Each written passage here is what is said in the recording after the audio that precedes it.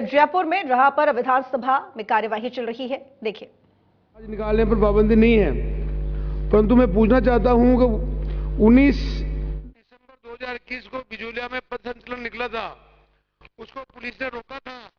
Police से तय होने के बाद और रात को 35 जनों पर गैस एंट्री हुआ, तो ये आपका जवाब क्या है और वहां पे क्या हुआ आप बताने के। आपको वो जानकारी, उन्होंने अनुमति ली नहीं ली है? प्रश्न ये, क्या उन्होंने अनुमति ली थी? अनुमति ली थी। हाँ भाई, आप बताओ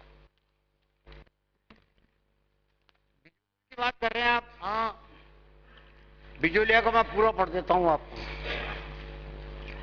27/2 को परमिशन दी गई, 18/2 को दी गई, 18/2 को फिर दी गई, 18/2 को 3 बार फिर गई और 17/2 को दी गई, 1/2 को दी गई, 25/1 को दी गई, 23/1 को दी गई, 28/12 को दी गई, 11/12 को दी गई, 21/11 को दी गई, 17/11 को दी गई, 17/11 को दी गई और फिर उसके बाद 4/11 को और 28/11, 24/6, 7/6, 16/5, 28/4, 5/4, 2/4 और 2/4 और 27/3 बिजोलिया के द्वारा, बिजोलिया ही नहीं, बिजोलिया के अलावा भी मांडल है, मांडल के अलावा भी एक। माननीय मंत्री जी, उनका प्रश्न है 19 तारीख को, 19 तारीख के बारे में, खाली 19 तारीख के जुलूस के बारे में पूछ रहे हूँ। कोई रिजेक्ट नहीं की गई, एक भी अनुमति जिसको जो मांगी गई आपके तीनों जगह बैठ के सुने मान्य, तीनों जगह पर, जहां पर आपके ये 3 है,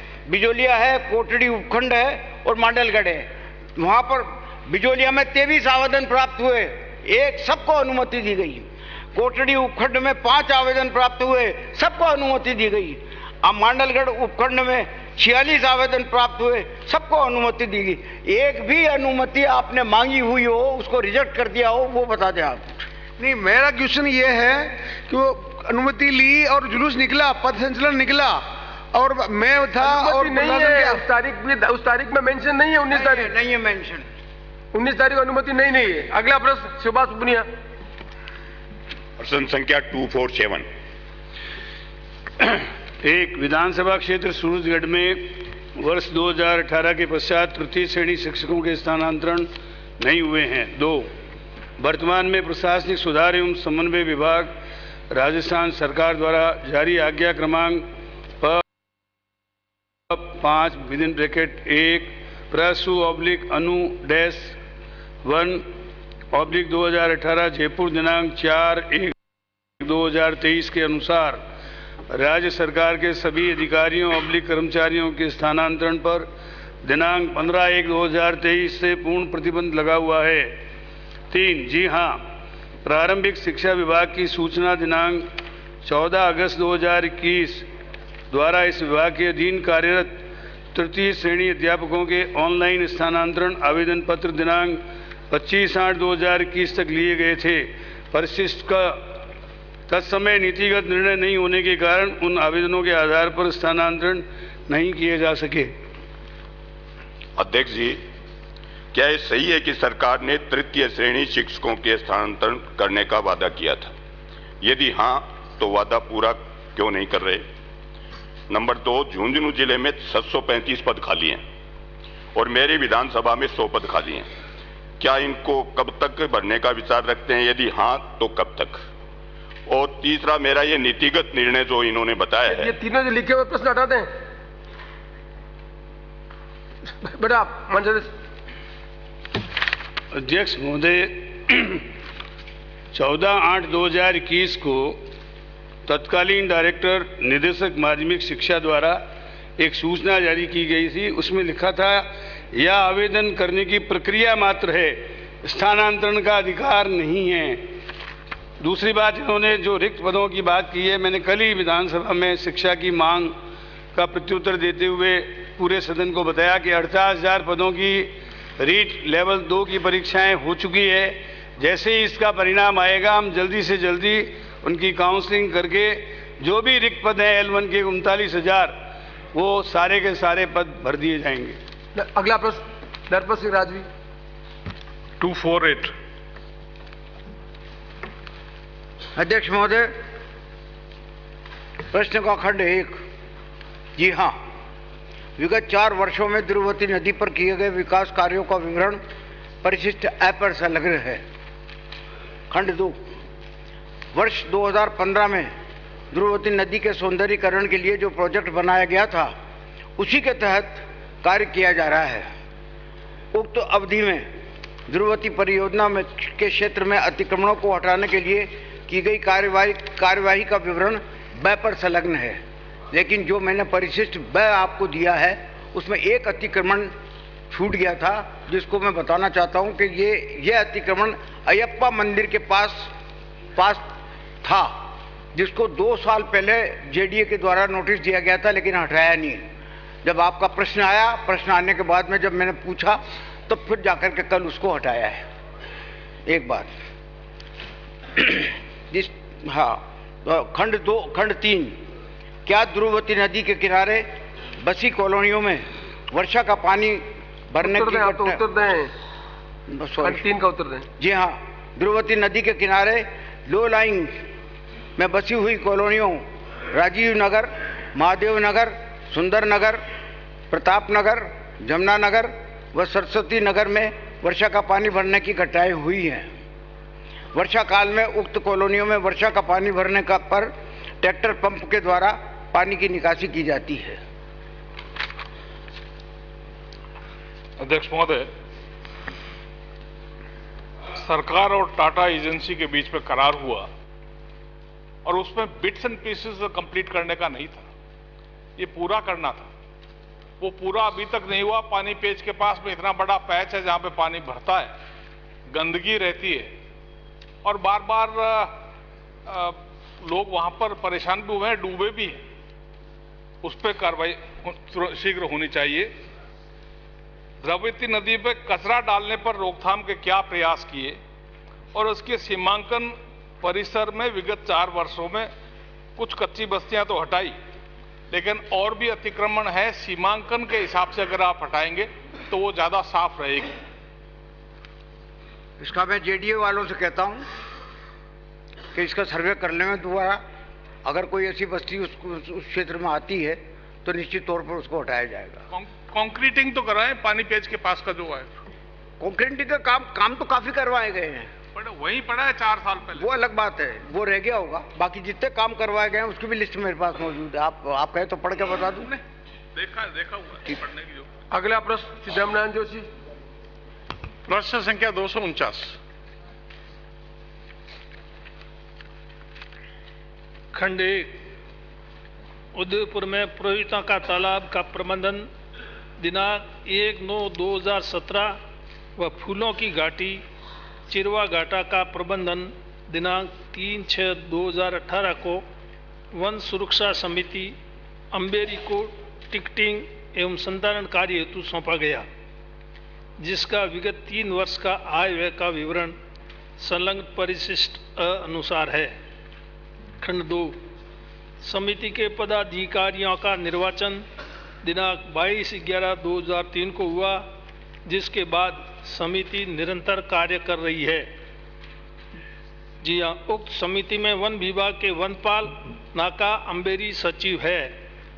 खंड 3, उक्त समिति के माध्यम से पार्क निर्माण एवं संधारण हेतु विभाग द्वारा व्यय की गई राशि का विवरण संलग्न परिशिष्ट ब अनुसार है। उक्त समिति द्वारा टिकट के अलावा अपने स्तर पर कोई राशि नहीं जुटाई है।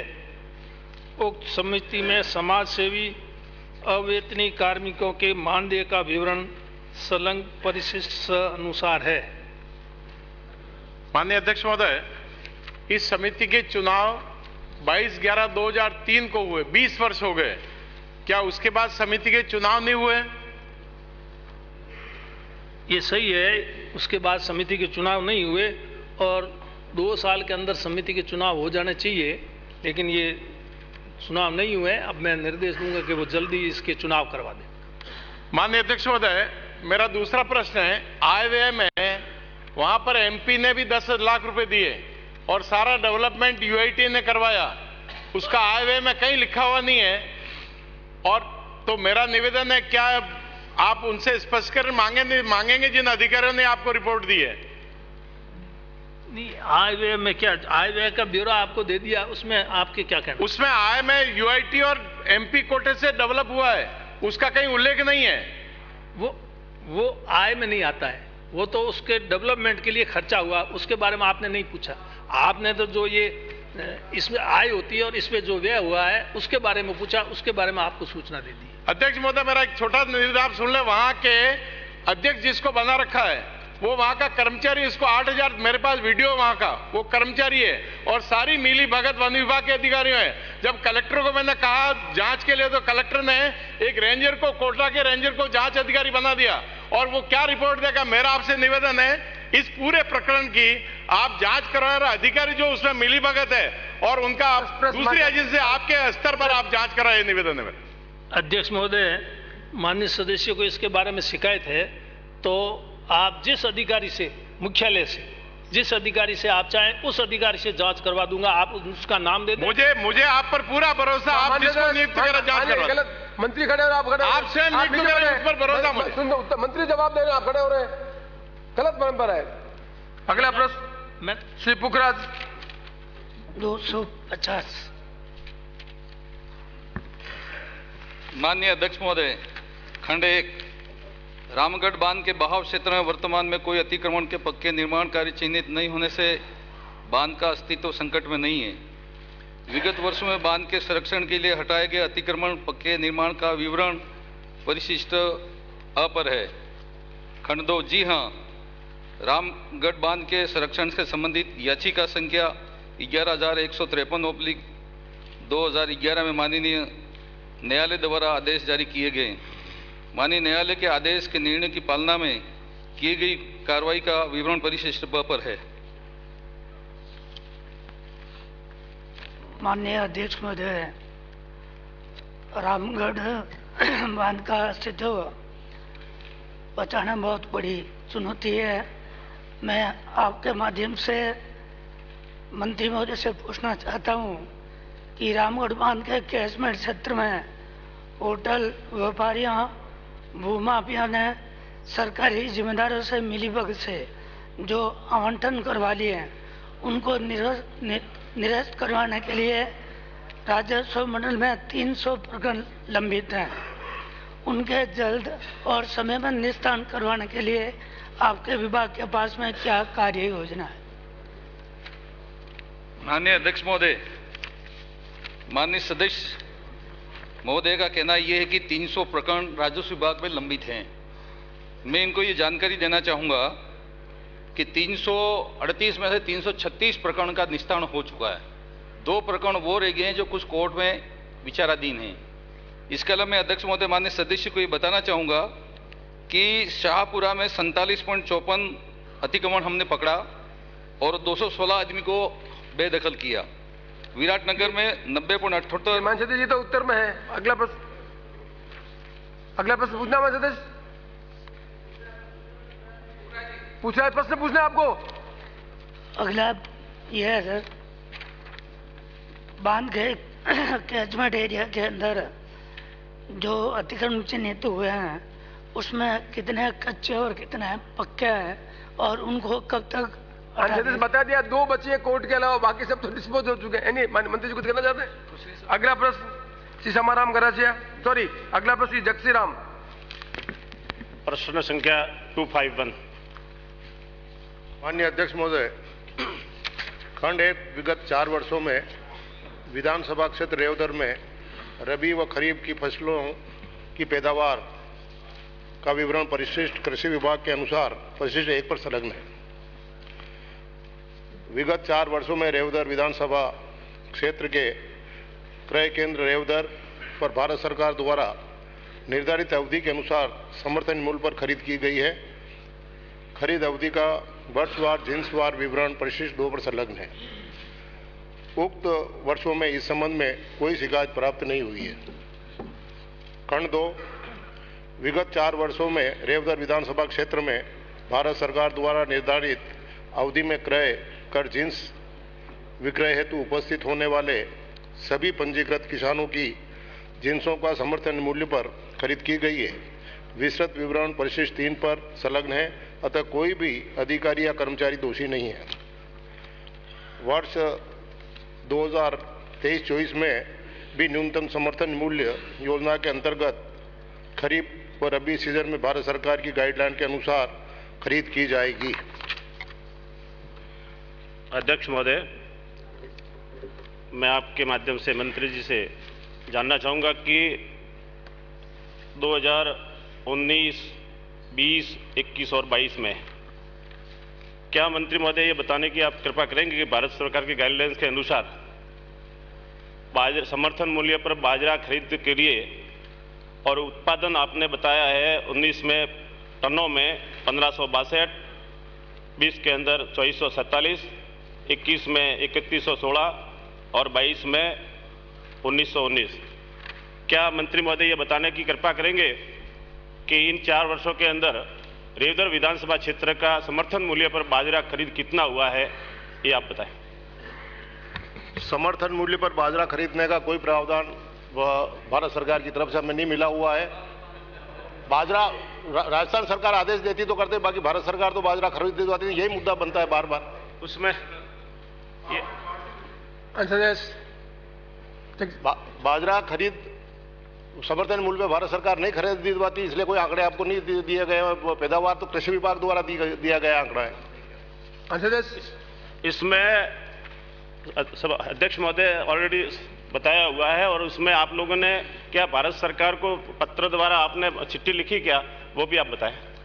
भारत सरकार बाजरा खरीदने का कर ही नहीं रही तो माननीय मंत्री बैठे, मुख्यमंत्री बैठे। अगला प्रश्न सीताराम गरासिया। मैं दूसरा प्लीज बैठे, प्लीज बैठे आप बैठे प्लीज बैठे, कह दिया आपको, प्लीज बैठे, नहीं बैठे प्लीज।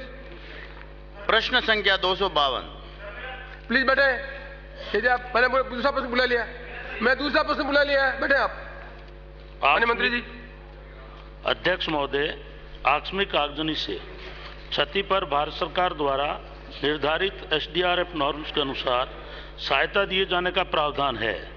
SDRF नॉर्म्स अनुसार अधिसूचित प्राकृतिक आपदाओं से जन, पशु, आवासीय, घरेलू सामान, बर्तन, कपड़ों की क्षति पर सहायता दिए जाने का प्रावधान है। अध्यक्ष महोदय जी, मैं आपके माध्यम से मंत्री जी को ये कहूंगा कि क्या ये जो आकस्मिक मतलब आगजनी से सारा अनाज और फसल जल जाती है, इसके बारे में मैंने उसमें जवाब में लिखा हुआ है, उसका कोई जवाब तक नहीं दिया। अध्यक्ष महोदय, आगजनी की घटनाओं में अनाज एवं पशु चारे की क्षति होने पर SDRF नॉर्म्स के अनुसार सहायता दिए जाने का कोई प्रावधान नहीं है। यदि कोई गंभीर घटना हो जाती है, अगर उस परिवार को कहीं कैंप बना के रहना पड़ता है, तो 80 रुपये जो दुधारू पशु है प्रतिदिन देंगे, और 45 रुपये छोटा जो पशु होता है उसके चारे के लिए देंगे। ऐसा नहीं है। अध्यक्ष महोदय जी, जिस प्रकार आदिवासी क्षेत्रों में जिसके लकड़े के सामान होते हैं जल जाते हैं, वो मजदूरी करेगा, झूपे बनाएगा, क्या करे? मेरा अध्यक्ष महोदय आपके माध्यम से, क्या सरकार ये व्यवस्था करेगी कि जिस प्रकार ये सारा सामान जल जाता है, सारा जल जाता है, सारा नष्ट हो जाता है, वो घास कहाँ से लाएगा? आप तो अध्यक्ष महोदय खुद ही श्रीनाथ जी के भगत हैं, तो कम से कम ये सरकार के नियम बने, ये नियम बनाओ। क्या सरकार इसकी व्यवस्था करेगी? बहुत अच्छी बात की, श्रीनाथ जी से प्रार्थना करेंगे कि नियम बनाई जाए। अगला प्रश्न श्री सुरेश रावत। अगला प्रश्न श्रीमती अनीता बदेल। प्रश्न संख्या 254। माननीय अध्यक्ष महोदय, आपके माध्यम से माननीय सदस्य को बताना चाहता हूं, खंड 1, वर्तमान में प्रदेश में निजी खेल एकेडमी निर्माण हेतु निवेशकर्ताओं को प्रोत्साहन देने का कोई प्रस्ताव विचाराधीन नहीं है। खंड 2, जी हां, अजमेर विकास प्राधिकरण से प्राप्त सूचना के अनुसार निजी खेल एकेडमी निर्माण हेतु east point school society Ajmer का स्पोर्ट्स कॉम्प्लेक्स हेतु 3.5 बीघा भूमि आवंटन करने का आवेदन पत्र अजमेर विकास प्राधिकरण को प्राप्त हुआ, जिस पर अजमेर विकास प्राधिकरण का पत्र क्रमांक 1987 दिनांक 19/5/22 द्वारा उक्त स्पोर्ट्स कॉम्प्लेक्स हेतु भूमि आवंटन के संबंध में दिशा निर्देश मार्गदर्शन भिजवाने हेतु नगरीय विकास विभाग को लिखा गया। नगरीय विकास विभाग द्वारा अपने पत्र क्रमांक 76/2022 दिनांक 18 जनवरी 23 द्वारा अजमेर विकास प्राधिकरण को अवगत करवा दिया है कि भू आवंटन नीति 2015 में खेलकूद मैदान अथवा स्पोर्ट्स क्लब के लिए कोई प्रावधान नहीं किए गए। माननीय अध्यक्ष महोदय, आपके माध्यम से निवेदन करना चाहूंगी, जिस तरह से सरकार खेलों को बढ़ावा देना चाहती है, ये भू आवंटन नीति 2015 में पूर्ववर्ती सरकार द्वारा बनाई गई थी। क्या वर्तमान सरकार खेलों को बढ़ावा देने के लिए इस भू आवंटन नीति में परिवर्तन करने का विचार रखती है? माननीय अध्यक्ष महोदय, आपके माध्यम से माननीय सदस्य को अवगत कराना चाहता हूं कि निश्चित रूप से हमारी सरकार खेलों के प्रति ज्यादा सजग। तो एक डिटेल भी आपको देना चाहता हूं माननीय सदस्य, पूर्ववर्ती सरकार के 5 साल में मात्र 1 करोड़ का इंडोर स्टेडियम अजमेर शहर के अंदर सैंक्शन हुआ।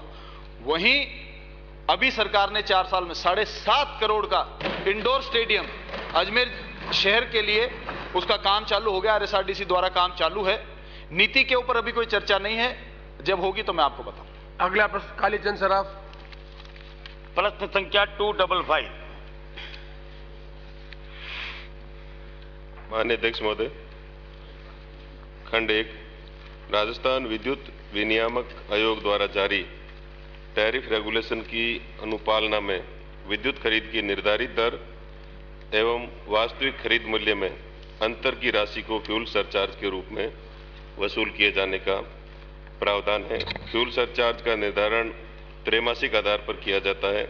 विगत 3 वर्षों में वसूलनीय फ्यूल सरचार्ज का विवरण परिशिष्ट ऐप पर उपलब्ध है।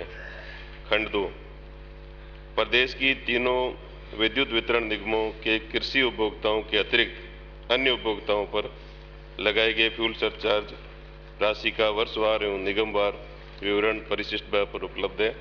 कृषि उपभोक्ताओं पर लगाए गए फ्यूल सरचार्ज की राशि को कृषि उपभोक्ताओं से वसूल नहीं की जाकर राज्य सरकार अपने स्तर पर ही वहन की जाती है। माननीय अध्यक्ष महोदय, मैं आपके माध्यम से पूछना चाहूंगा कि आपने अपने जवाब में बताया है कि गत 3 वर्षों में 1,35,23,818 उपभोक्ताओं से 3,749 करोड़ रुपए आपने वसूल किए। इसमें मैं पूछना चाहूंगा कि घरेलू उपभोक्ता तो कितने थे और औद्योगिक उपभोक्ता कितने थे और कमर्शियल उपभोक्ता कितने थे? और दूसरा मेरा प्रश्न है कि जो आपने ये जो बताया है कि कृषि उपभोक्ताओं पे लगाए गए फ्यूल चार्ज को सरकार वहन करेगी, तो क्या डोमेस्टिक उपभोक्ताओं के जो फ्यूल चार्ज है उसको भी सरकार वहन करने की मंशा रखती है कि नहीं रखती? और तीसरा मैं दो का जवाब। माननीय अध्यक्ष महोदय, जैसा कि मूल प्रश्न के परिशिष्ट व्यय में वर्षवार 2019-20 से लेकर अप्रैल 2022 से 31 दिसंबर 2022 तक का कुल 1,24,66,876 उपभोक्ताओं से 3,749 करोड़ रुपए की राशि फ्यूल सरचार्ज के रूप में ली गई है। और इसमें कृषि उपभोक्ताओं के अलावा सभी श्रेणी के, जैसा आपने बताया कि घरेलू, कॉमर्शियल और उद्योग, सभी श्रेणी के उपभोक्ताओं से फ्यूल सरचार्ज जो हमारे नियामक आयोग के रूल्स हैं उसके अनुसार लिया जा रहा है। कृषि पर जो खर्च आता है वो सरकार के द्वारा वहन किया जाता है। और उसके अलावा डोमेस्टिक को कृषि की तरह, जैसा आपने पूछा है कि डोमेस्टिक को कृषि की तरह सरकार वहन करने का है, तो इसमें रेगुलेटर के द्वारा निर्धारित एक नियम बनाए जाते हैं और उसमें जो निर्देश दिए जाते हैं उसके अनुसार हम सभी तरह, कृषि के अलावा सभी तरह के उपभोक्ताओं से जो डिस्कॉम्स हैं वो फ्यूल सरचार्ज जो अतिरिक्त खर्च आता है उसको फ्यूल सरचार्ज के रूप में वसूल करता है। मैं भी पता, माननीय सदस्य, माननीय मंत्री जी, उन्होंने पूछा है कि जो उपभोक्ता है वो 3 तरह के जो उपभोक्ता हैं उनकी सूचना आपके पास है क्या? कमर्शियल कितने, इंडस्ट्रियल कितने और डोमेस्टिक कितने? नहीं, उनकी एक जैसी सूचना मैंने मूल प्रश्न में दी है, अलग से माननीय। तो विधानसभा में कार्यवाही